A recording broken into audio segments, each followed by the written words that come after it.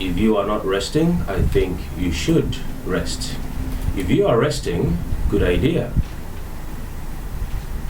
It is important to rest. Second Look Communications, Coming to God series, Sabbath Live. Okoyemi Adeyemi Sonny is the name. You are welcome. Matthew chapter 8. We're going to look at part 1 of this today. I would like to thank everyone who has, in one way or the other, supported what we do here. I really appreciate you. I'm trying to set up my things here so that I get connected. Okay. I want to thank everyone who has supported us by their comments and prayers. Comments, prayers, questions. All right, I have my light now. Comments, questions, prayers, critiques. Yes. You see, when you critique what we do, you're actually giving us more reasons to investigate and confirm what we're doing. That's what you do when you critique us. And that's very important to us. Critiquing something makes it either viable, makes it true, or makes us to check again what we claim to believe. So, you're welcome. I appreciate your time and your dedication to following this. Even Muslims. And I really want to thank the Muslim community, especially, for looking forward to these kind of things. They actually look forward to it. And you know why? Because they have nothing against the personality of Yeshua, the Christ. They have nothing against his words. They have nothing against what he said or what he stands for. I just want to urge the Muslim community to investigate more on the words of Christ, embrace all the ones they found out to be true, even though there are some that they found out to be false. Well, take religion out of it, embrace truth, and then both of us will come to the same conclusion. I can assure you that. Yes, I can. Matthew chapter 8, verse 1. You're welcome. When he had come down from the mountain, great multitudes followed him, and behold, a leper came and worshipped him, saying, Lord, if you are willing, you can make me clean.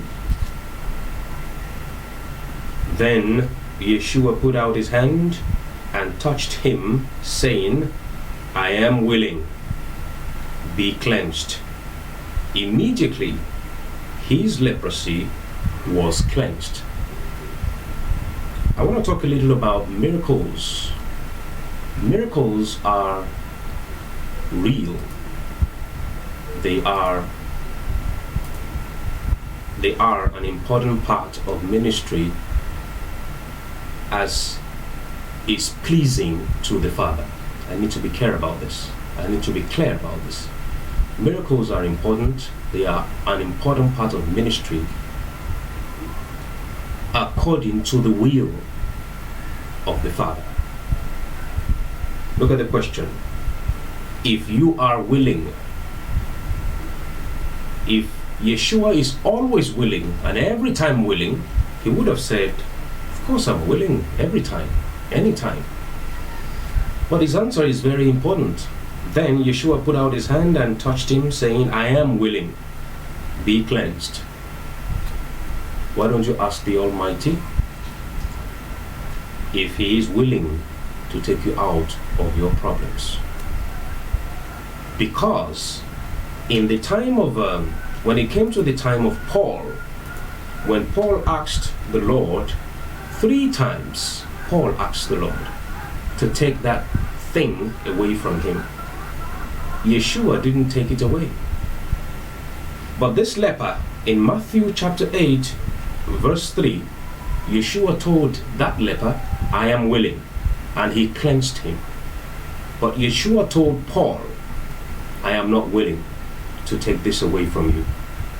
So we need to begin to teach the truth about miracles. It is not every time that the Lord is willing to heal you or to take that predicament away from you. Because when you put yourself on that altar, or anywhere you put yourself, and you say Yeshua is willing to heal all of you and anybody, you're causing confusion, and you're raising atheists. Because when they bring their sick person to you, when they bring their dying person to you, and that person doesn't get healed, you're raising atheists, and you're making them to be discouraged in that God that we stand for. I repeat, the Almighty God is not always willing to heal anybody. He heals when He wants to. And I have shown you here, Matthew 8:4, Yeshua told the leper, I am willing. Remember, Yeshua is always working with the instruction of the Father. And Yeshua later on told Paul concerning what he went to him for 3 times and said, I am not willing. This one is going to stay with you till you die. So let's be careful of how we preach miracles to people. Let's come clean. Let's don't make a case for God. Don't make a case for Him. Let God do His work in people. Let Him take them through the journey He wants to take them through. I hope this is clear, because this is not your favorite talk. Verse 4, and Yeshua said to him, see that you tell no one, but go your way, show yourself to the priest, and offer the gift that Moses commanded as a testimony to them. I want to speak about your eagerness to preach the gospel and talk about Jesus and do that and do that. Let's talk about Jesus everywhere. Let's talk about Jesus to everybody. That zeal that is not accompanied with wisdom and faith. It is not every time and to everyone that you have to tell about Jesus. It is not every time and to everyone that you have to tell about Jesus. Why? There is a time for everything. There is time for everything. Yeshua said, do not tell anyone. Do not tell anyone. But go and see this person and see this person and do this gift and give this gift and go your way. So let's be careful about this preaching Jesus to everybody, every time, everywhere. You have to be led. Even preaching of the gospel, you have to be led. You have to be told what to do. It's by revelation, not by impulse. Verse 5, now when Yeshua had entered Capernaum, a centurion came to him, pleading with him, saying, Lord, my servant is lying at home paralyzed, dreadfully tormented. And Yeshua said to him, I will come and heal him. You see, I will come and heal him. Have you spoken to Yeshua about that problem? What did he say? I'm going to say that again. Have you spoken to Yeshua about a problem? What did he say? He told this centurion something. He told the leper something. He told Paul something. He told Peter something about their problems. He told the tax collector something about his problem. What is he telling you about your problem? Have you spoken to him, or you're listening to pastors and bishops and all of them? Or you're proof texting? You see, Jesus is willing. You see, Matthew chapter 8 verse 4, Jesus is willing. Hello? He wasn't talking to you. He was talking to the centurion. Verse 8, and the centurion answered and said, Lord, I am not worthy that you should come under my roof, but only speak a word, and my servant will be healed. For I also am a man under authority, having soldiers under me, and I say to this one, go, and he goes, and to another, come, and he comes, and to my servant, do this, and he does it. When Yeshua heard it, he marveled and said to those who followed, assuredly, I say to you, I have not found such great faith, not even in Israel. Was Yeshua telling the truth? Of course he was. So what's the issue here? Listen again. A man under authority. This man knew the value of authority. He knew the importance of authority. Do you know the importance of authority? Or do you say the laws of Jehovah have been done away with? You see, when you say the laws of Jehovah have been done away with, you are not a man or a woman under authority. You don't know the meaning of authority.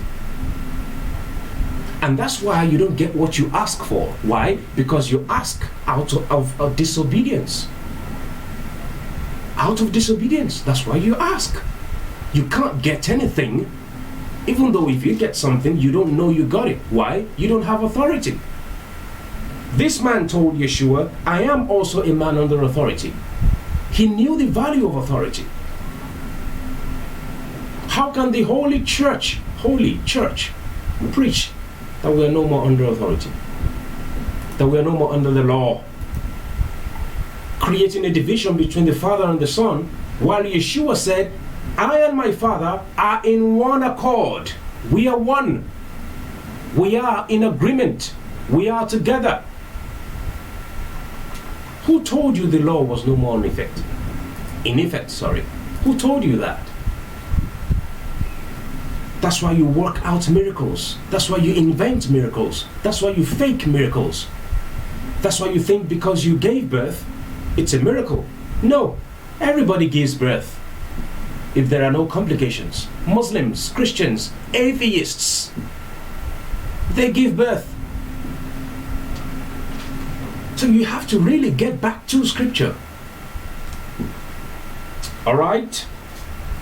So Yeshua marveled, and verse 11, and I say to you that many will come from east and west and sit down with Abraham, Isaac, and Jacob in the kingdom of heaven, but the sons of the kingdom will be cast out into utter darkness, where there will be weeping and gnashing of teeth. I'm going to explain that.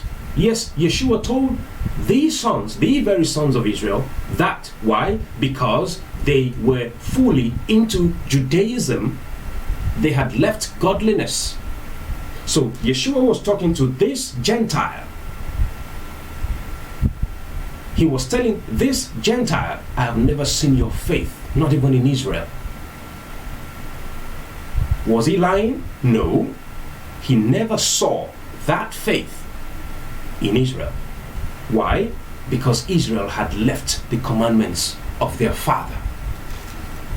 And Yeshua looked at the religious men and said, you don't even keep the commandments of Moses. You don't. You have left the commandments of Moses. You have added your own. You've taken away his own, and you've created a religion, a religious system, presented it to the people. The people are blind, the leaders are blind. The same thing is happening today. When Yeshua was alive, they never liked him. But when he died and went his way, they created a religious system out of that name, presented it to the people. The people are blind, the leaders are blind, everyone is confused. So when you present truth to them, they see you as a bad person. Did Yeshua cancel the laws of the Father? Think about it. He never did. Who told you that he did? Your religious leaders. So you go back to them. When you don't understand what I say here, you go back to them and ask them the question. You don't ask me. It's not my fault that they taught you that. They also taught me that. I asked questions. They were not able to answer, so I left them. So if you are not confident enough, brave enough to leave them, do not ask me that question. You go ask them. Ask your pastors where they got Sunday worship from. Ask them. Ask them where they got Easter and Christmas from. If you can see it here, good for you. But you ain't gonna find it. It's not here. They fabricated the Christian religion for you, gave it to you, and because you are afraid, you are sinful, you are rebellious, you don't know what truth is, you accepted it. And now you're confused. Does God answer prayers? Will God heal my son? Will God heal my nephew? Will God heal my people? You don't know. Because you've never been taught by Yeshua. You've never, ever been taught by him. You don't know him. He doesn't know you. So he's going to call the sons from the east and west. They're going to dine with the Lord. They're going to dine with Abraham. But the very sons of Israel, the ones who have been called, are not going to be, they're not going to be there. Is it my fault? No. Go and ask your religious leaders. They caused all this.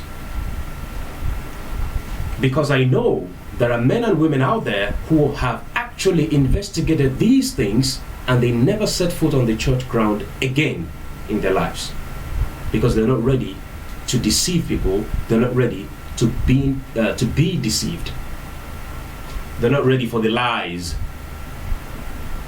Verse 13, then Yeshua said to the centurion, go your way, and as you have believed, so let it be done for you. When you go through hardship, what is your mindset about? Are you under authority even during hardship? Or are you willing to do anything to get out of it? And his servant was healed that same hour. This is about authority. It's about authority. How can you command a demon if you are not under obedience yourself? It's not possible. It is not possible. What we inherited from the church system was error. And that's why there's no power. There's no power anywhere. And that's why it seems as if it's only the other people who get healed and not me and my family. Don't you see that? That's why it always seems that other people get healed and not me. Because they fabricated all these things for you. And you are not even discerning. You're not discerning. You're not patient. You're not submissive to his law. You don't allow the law to guide you. You're just tossed to and fro with every wind of doctrine. You're not firm. Verse 14. If you're just joining us, this is Coming to God series from Second Look Communications. It's a ministry of obedience to Jehovah. And we are in Matthew chapter 8, part 1, okay, but verse 14 now. Now when Yeshua had come into Peter's house, he saw his wife's mother lying sick with a fever. So he touched her hand, and the fever left, and she arose and served them. Did she fall sick after that? We don't know. It wasn't recorded. When evening had come, they brought to him many who were demon-possessed, and he cast out their spirits with a word, and healed all those who were sick, that it might be fulfilled which was spoken by Isaiah the prophet, saying, he himself took our infirmities and bore our weaknesses, our sicknesses. Ladies and gentlemen, miracles are real. I say it again. Miracles are real. But you know what? Miracles happen according to his will. Miracles are real. Miracles happen according to his will. So what is your duty? Your duty is to keep being under authority. You keep being under authority. So whatever he tells you to do, you're ready to do. The question is, have you been doing his will? Or have you told yourself that his will is no more in effect? You check that for yourself. So, verse 18. And when Yeshua saw great multitudes round about him, he gave a command to depart to the other side. Why did he do that? Because I know some of you you're so, this crowd thing gets to your head many times.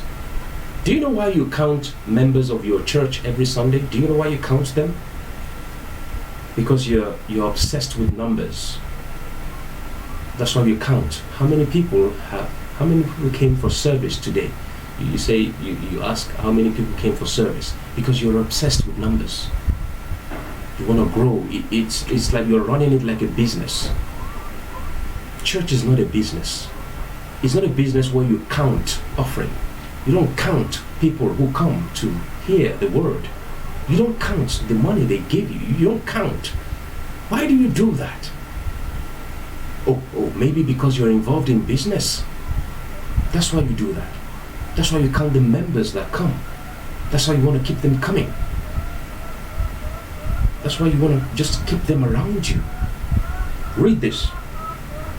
When Yeshua saw great multitudes about him, he gave a command to depart to the other side. He was getting away from them. He was getting away from them. But wherever he went, they kept coming to him. Why are you obsessed about numbers? What is wrong with you? Do you know that you're not sent to everybody? No, you're not. Now, some of you are only sent to your family members, but you don't know. Because you have the money, you built the place, you started asking people to come to you. Of course they would come. Are they not people? They're blind. You are also blind. You're not sent to everybody. You are not sent to everybody. How many minutes out now? All right. Okay. So where do we stop now? Let's do this. Then certain scribe came and said to him, Teacher, I will follow you wherever you go. A scribe. Who's a scribe? Someone who is officially allowed to copy the law, write about the law, copy the law, okay? Scribble, scribe, okay, write. Okay, then that scribe came to him and said to him, Teacher, I will follow you wherever you go. Verse 20, and Yeshua said to him, Foxes have holes, and birds of the air have nests, but the Son of Man has nowhere to lay his head. You know why he told him that? Because he knew that what was important to that man was house, comfort. You want to follow Yeshua? What are you ready to give up? Can I ask you that question? You want to follow Yeshua? What are you ready to give up? Are you ready to give something up? What can you give up? What can you do without? Can you do without so many things? And there are some people that the way they talk, I marvel at what they can actually give out or live without. Some people go and they say, oh, I'm so hot, this place is so hot, I need to get an AC or an air conditioner. I can't do without it. I can't do without food. I can't do without driving. I can't do without eating. I can't do without my phone. I can't do without my laptop. I can't do without, so many people talk and they say they can't do without so many. What can't you do without? You need to check that thing, and you need to check if you're able to follow Yeshua, because he has a word for you personally. Yeshua has a word for everyone personally as they decide to come to him. We don't have the same problems. Don't get me wrong. We don't have the same problems when we come to Yeshua, when we come to God. We don't have the same problems. So he's not going to tell us the same thing. So in the letters, in the epistles, he never told them the same thing. He told different people different things about themselves, what they need to work on if they want to come to him. So then another of his disciples said to him, Lord, let me first go and bury my father. You see, this to this person, it's family. Okay, family. All right. And he said to him, follow me, let the dead bury their own dead. So, but when you pick this, when you lift this and you begin to apply it to everybody you see, it's a problem. To one, he said, house, I don't have. To another, he said, let your dead bury their dead. You come follow me. You see, he was teaching them to be able to control whatever was, whatever was controlling them, whatever was too expensive for them to let go. To some is family, to some is money, to some is food, to some is sexual urge, to some is camaraderie, to some is spending money, to some, people have different problems. So Yeshua told them their own problems to work on. I'm going to stop here for today. Remember, I am not your pastor, I am not your teacher, I am not your bishop. I have a mission, and that mission is to tell you that you need to go back to Scripture and check your doctrine very well, so that all of us will come back to one conclusion, because God is not the author of confusion. Thank you for watching. I really appreciate you. Bye-bye.